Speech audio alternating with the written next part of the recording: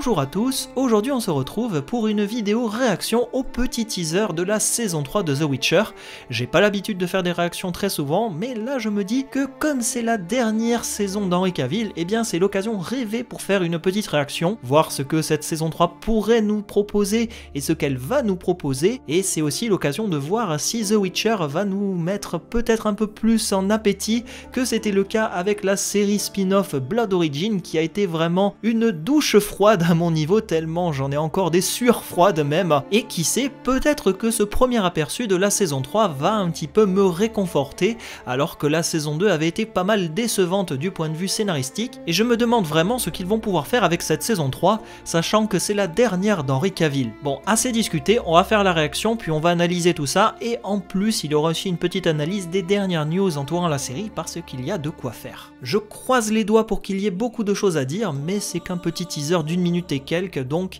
je me doute bien que ça sera peut-être un petit peu court. Allez, on y va, let's go. Geralt, une petite musique mystérieuse. Petite potion pour se préparer. Now, for the first time, I understand real fear. Ok. Ça c'est plus sympa. La chasse sauvage.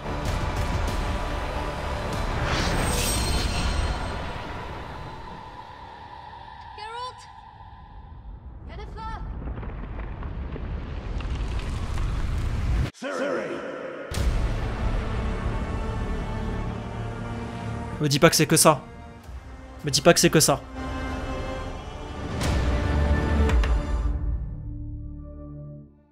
C'est que ça. Bon. Eh ben les gars, je sais pas trop ce que je vais pouvoir dire en analyse, hein, parce que c'est très très court.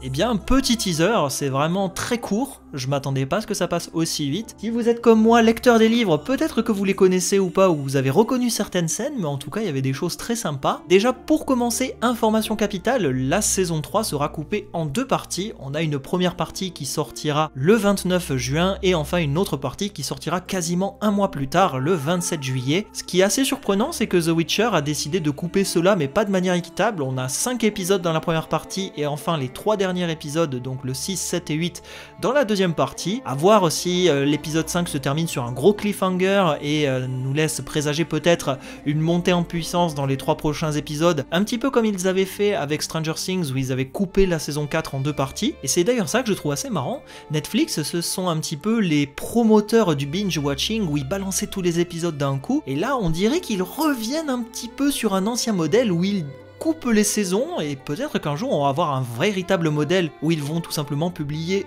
un épisode par semaine pour leur série phare. Là je me dis que pour The Witcher ça pourrait marcher et ça permettrait d'étaler la hype sur une durée beaucoup plus longue, et j'ai d'ailleurs toujours été partant de cette manière de diffuser les séries. Et en revenant sur le teaser, c'est vrai qu'il n'y a pas grand chose à dire, ce sont des images qui je pense ne sont pas prises dans l'ordre et qui sont là un petit peu pour nous berner et nous montrer quelque chose alors qu'on s'attend à autre chose. Maintenant c'est vrai que en tant que lecteur j'ai repéré certains moments clés qui pourraient correspondre à des scènes des livres, mais vu que la saison 3 risque d'adapter une partie de l'intrigue du livre 3 et en grande majorité du livre 4, je me dis qu'ils vont sans doute très certainement piocher dans ces deux livres pour essayer de composer une saison plus ou moins cohérente scénaristiquement parlant. Dès le départ, on a Geralt qui ouvre une porte, qui semble s'avancer vers quelque chose, il a son épée dans le dos, donc preuve qu'il est peut-être sur un lieu d'enquête où il est en train de rechercher quelqu'un, on ne sait pas trop, et là où c'est un petit peu intriguant, c'est sur le plan suivant, on le voit tout simplement en train de boire une potion, mais il ne semble pas avoir la même armure, donc ça me permet de me dire qu'on n'est peut-être pas face à la même situation que dans la séquence précédente. On voit ensuite Geralt qui, après avoir bu très certainement cette fameuse potion, s'apprête à affronter un monstre,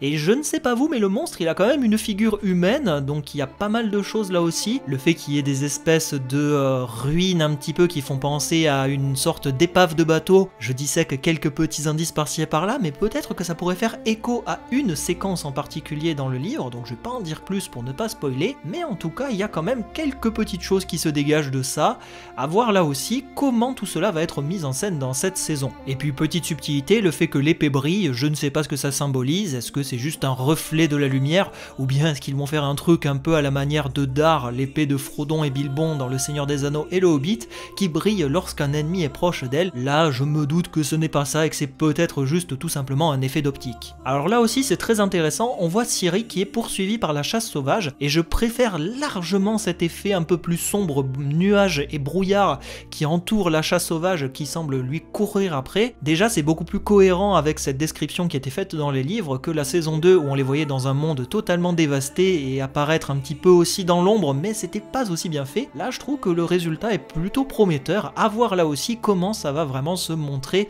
et comment la chasse sauvage va être mise en avant dans cette saison. Yennefer semble de retour à Aretusa et peut-être qu'elle va retrouver ses pouvoirs, en tout cas je l'espère parce que ça c'était vraiment une énigme dans la saison 2 et je me demande vraiment comment ils vont légitimer le fait qu'elle retourne à Aretusa. On a ensuite un rapide plan de Rience, un des méchants qui était introduit dans la saison 2 et qui va avoir peut-être un peu plus d'importance dans cette saison. D'ailleurs petite subtilité pour ceux qui l'ignorent, il y a eu un changement d'acteur et c'est un autre acteur qui a été casté pour le personnage, mais là vu que c'est très rapide, j'ai pas l'impression qu'on voit vraiment grand chose, si ce n'est qu'il tient un chat et j'espère que le chat va bien,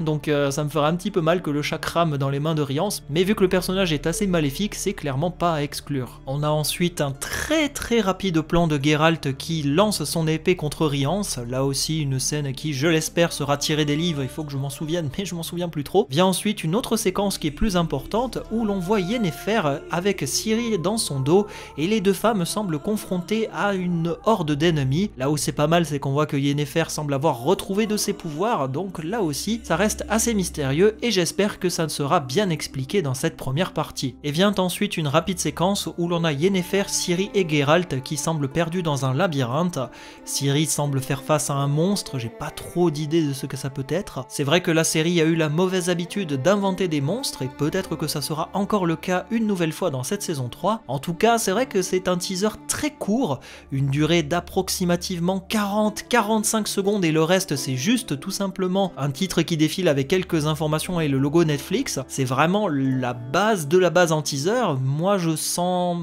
suis pas totalement convaincu pour l'instant parce que je vois ce sont des scènes assez bien anecdotiques qui sont prises au hasard et qui sont mises un petit peu pour essayer de créer quelque chose. La musique est sympathique, je vais pas cracher là-dessus, ça c'est clair, mais pour moi ça manque un petit peu plus de consistance, de dialogue et je pense que la saison 3 mériterait d'être mieux mise en avant alors qu'il ne nous reste quasiment plus que 2 petits mois avant que ça sorte. Peut-être que la bande-annonce sera là pour justement pallier à cette absence et qu'ils ont juste essayé de tâter le terrain et de voir comment était cette prise de température avec ce premier teaser alors que, je vous le rappelle, Henry Cavill quitte la série après la saison 3. Ou alors est-ce que c'est vraiment un teaser en mode on va pas trop en montrer et c'est justement bien aussi de pas trop en montrer parce que les fans doivent avoir assez d'intérêt pour la série. Maintenant tu sors quand même d'une série qui est catastrophique qui s'appelle Blood Origin où les gens ont vraiment détesté, les avis globaux sont très négatifs et tu te dois de montrer quelque chose pour rassurer les fans puisque en plus juste avant tu annonces le départ d'Henry Cavill. Là clairement j'espère que Netflix va mettre la seconde et avancer encore plus rapidement